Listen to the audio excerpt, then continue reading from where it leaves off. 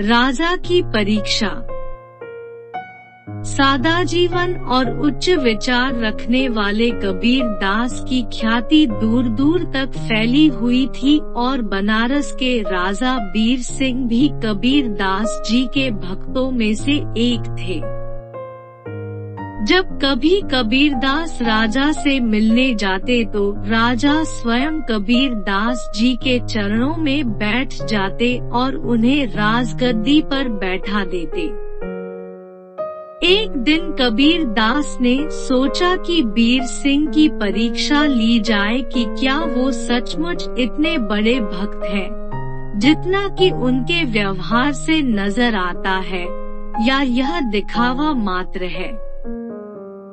अगले ही दिन वे बनारस के बाजारों में एक मोची और एक महिला भक्त, जो कि पहले वेश्या थी, के साथ राम नाम जपते निकल पड़े और साथ ही उन्होंने अपने हाथ में 2 बोतलें पकड़ ली जिसमें रंगीन पानी था, पर देखने से शराब प्रतीत होता था। कबीर दास के ऐसा करने से उनके शत्रुओं को उन पर उंगली उठाने का मौका मिल गया। शहर भर में उनका विरोध होने लगा और उनके शराब की बोतलें हाथ में लिए एक मोची और वेश्या के साथ इस तरह शहर में घूमने की खबर राजा तक भी पहुंची। कुछ समय बाद कबीर दास जी योजना अनुसार राज दरबार पहुँचे।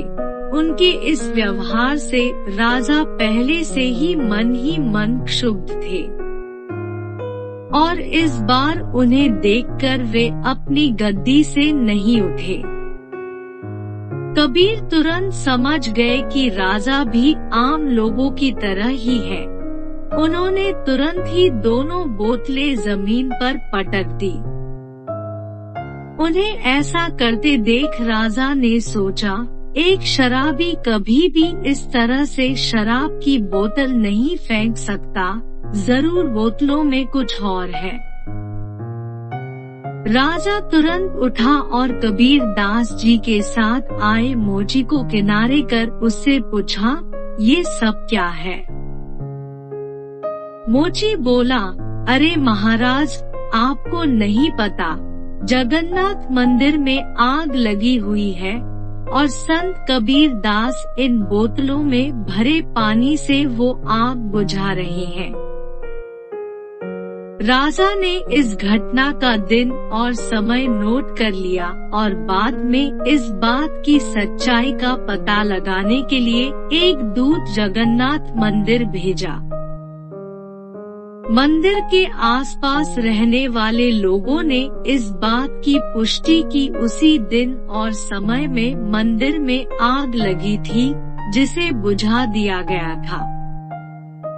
जब राजा को इस सच्चाई का पता चला तो उन्हें अपने व्यवहार पर पछतावा हुआ और संत कबीर दास में उनका विश्वास और भी दृढ़ हो गया।